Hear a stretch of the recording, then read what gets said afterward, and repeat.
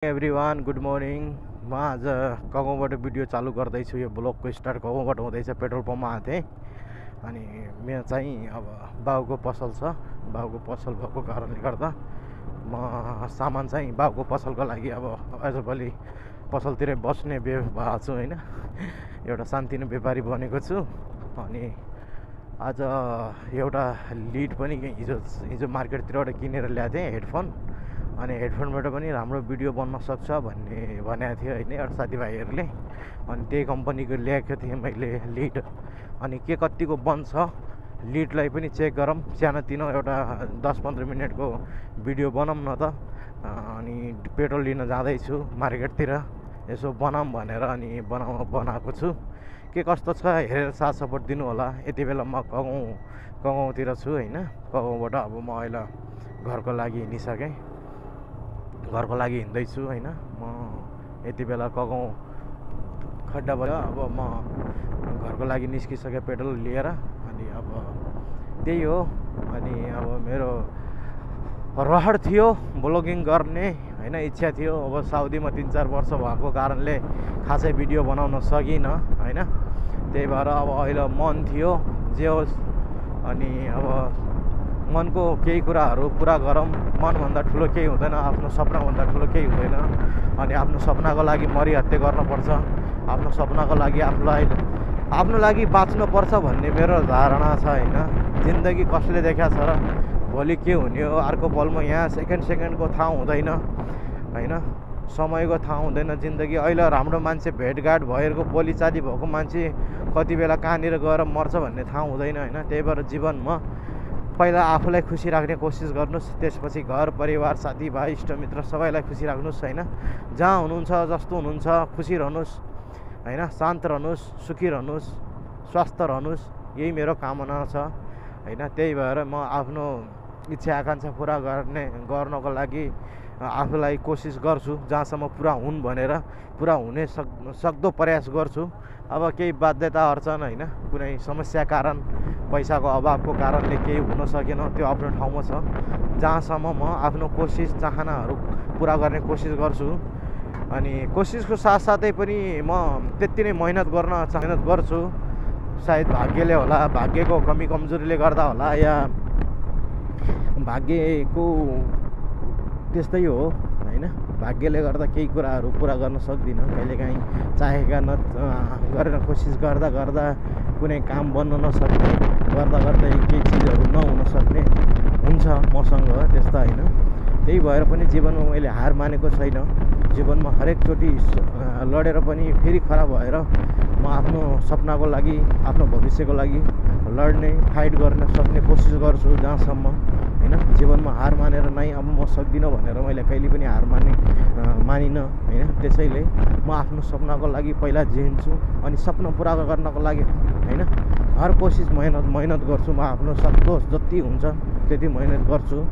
त्यसैले तपाईँलाई पनि भन्छु म कि तपाईँ जीवनमा खाली बसेर होइन समय बर्बाद गरेर नबस्नु होला। जीवनमा सपना देख्नुहोस्, सपनाको साथसाथ मेहनत गर्न सिक्नुहोस्। आज नहोला भोलि नहोला कुन दिन हुँदैन, समयको साथसाथ परिणाम तपाईँको मेहनतको फल अवश्य एक दिन मिल्नेछ होइन। मेहनत गर्नुहोस्, जीवनलाई एउटा सही बाटोमा लैजानुहोस्। कुनै साथीभाइ कुलतमा फस्नु भएको छ भने पनि कुलतबाट बाहिर निस्किनुहोस्। जीवन एकदम राम्रो छ, एकचोटि पाएको जीवन हो। भोलि के हुने कसैलाई थाहा हुँदैन होइन। आज आफ्नो लागि जिइसक्नुभयो, आफ्नो जीवन इन्जोय गरिसक्नु भएको छ भने, फ्यामिली छ भने फ्यामिलीको लागि सोच्नुहोस्, बच्चा छ भने बच्चाको लागि जिउनुहोस् होइन। जीवनमा मेहनत गर्नुहोस्। एउटा धेरै कामयाब मान्छे नभए पनि एउटा आफ्नो फ्यामिली चलाउने, फ्यामिलीको हिरो बन्नुहोस्, यही भन्न चाहन्छु म होइन। आफ्नो इच्छा आकाङ्क्षाबाट लिएर परिवारको खुसी आकाङ्क्षाहरू सबै हेर्नुहोस् होइन। अहिलेको साथीभाइ, अहिलेको बच्चाहरू होइन सबै कुलतमा फसिरहेछ। एकदम नराम्रो वातावरण छ गाउँमा होइन। बच्चा बचाउन एकदम गाह्रो छ, बच्चालाई सुधार्न एकदम गाह्रो छ। त्यस्तो समयमा तपाईँहरू अभिभावकहरूले पनि ध्यान दिनुपर्ने कुराहरू हुन्छ यो कि तपाईँ पनि राम्रो बन्नुहोस् होइन। जीवनलाई एउटा बाटो दिनुहोस्, निश्चय दिनुहोस् जुन बाटोले भोलि तपाईँलाई पनि राम्रो होस्, तपाईँको बच्चाहरूलाई पनि राम्रो होस् होइन। जीवन भन्ने एकचोटि पाउने हो, भोलि के हुन्छ कसैलाई थाहा हुँदैन होइन। त्यसैले बाँचुन्जेलसम्म राम्रो काम गर्नुहोस्, स्वस्थ रहनुहोस्, यही भन्न चाहन्छु। यही हो मेरो भिडियोको मोटिभ भनेको गाउँ समाजलाई पर्दा सहयोग गरौँ हैन। आफूलाई सोध्ने बुझ्ने जान्नेलाई केही कुराहरू भन्न सकौँ, सुन्न सकौँ, जान्ने बुझ्नेबाट केही कुराहरू सुनौँ बुझौँ हैन।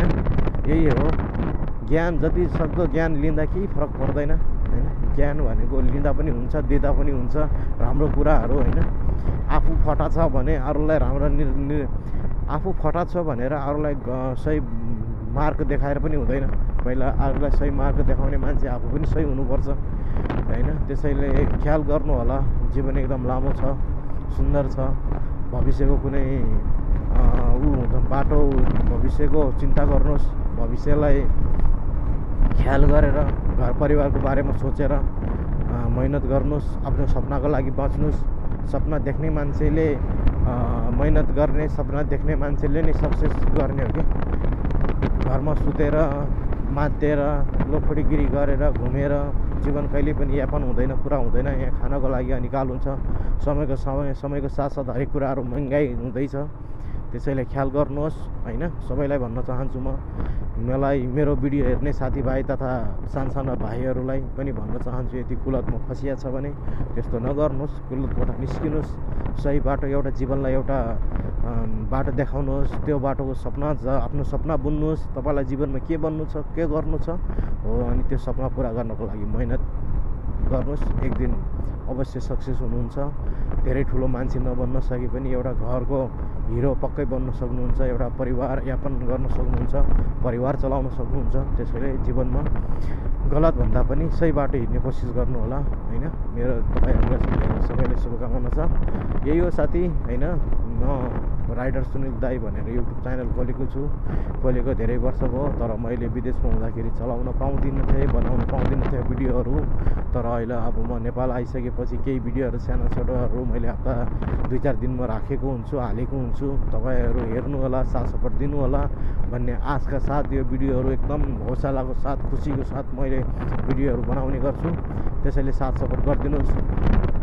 एकअर्का साथीभाइ जसले हेर्नु भएको छ साथीभाइहरूलाई सेयर गर्नु होला भिडियोहरू हैन।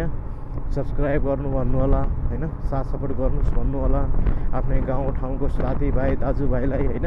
तपाईँहरूले साथ दिनुहुन्छ भन्ने पूर्ण आशाका साथ फेरि पनि भन्ने छु। एकचोटि तपाईँहरूले सब्सक्राइब गर्नु होला, लाइक कमेन्ट गर्नु होला। कस्तो छ, के कस्तो बनाउनु पर्ने हो, कहाँको भिडियो बनाउनु पर्ने होला कमेन्ट गर्नु होला, भन्नु होला, मोटिभेसन दिनु होला हैन। सुझाव सल्लाह गर्नु होला है साथीभाइहरू। आफ्नो प्रतिक्रियाहरू कमेन्टमा दिनु होला हैन। यही भन्दैछु। म अहिले गाउँबाट चाहिँ अहिले 20वटा टच भइसकेको छु। यो 20वटाको जोगनिर आइसकेको छु। यहाँ आइसकेको छु। अब म केही छिनमा हिँड्दैछु। अब यति बेला हेर्न सक्नुहुन्छ गहुँ निकालेर सबैले गहुँ निकालिसकेपछि भुसाहरू घरमा थन्काइसकेका छन्। अब चाहिँ गन्ना गोडाइको मौसम चलिरहेछ। यति बेला म गिरिचोक पुगिसकेँ। हेर्न सक्नुहुन्छ राजनीति गर्ने र चिया नास्ता गर्ने मान्छेको भिड। यो हाम्रो सम्झना होटल गिरिचोक प्याराताल घुम्न आउनुहुन्छ भने सम्झना होटलमा नास्ता गर्न नभुल्नु होला। हरेक कुराहरू पाउँछ, नास्ताबाट लिएर तपाईँको अन्य कुराहरू पनि। जो तपाईँलाई ड्रिङ्क गर्नुहुन्छ भने त्यो पनि प्राप्त छ। अब ड्रिङ्कहरू त नेपालको किरानामा पनि पाउँछ भने त होटलमा पाउने अवश्य भइसकिहाल्यो होइन। त्यो पाउँछ। त्यसैले प्याराताल घुम्नु छ, तपाईँलाई राम्रो खाना छ, नास्ता गर्नु छ, या तपाईँलाई मासु भात बनाएर खानु छ भनेपछि सम्झना होटल गिरिचोक सम्झिनु होला। एकदमै राम्रो छ। अनि अब यति बेला हेर्न सक्नुहुन्छ यो 20वटाको बाटो चाहिँ भर्खर बनेको छ। यो तपाईँको कालो तारकुला हालिसकेपछि पत्थर बिछा छ। पत्थरहरू यो गिट्टीहरू एकदमै राम्रोसँग बसेको छैन। अनि गाडी चाहिँ रप्टिने गर्छ। ब्रेक हान्दाखेरि पनि एक ठाउँबाट अर्को ठाउँ उछिटेर जाने गर्छ। त्यसै गरी गाह्रो छ।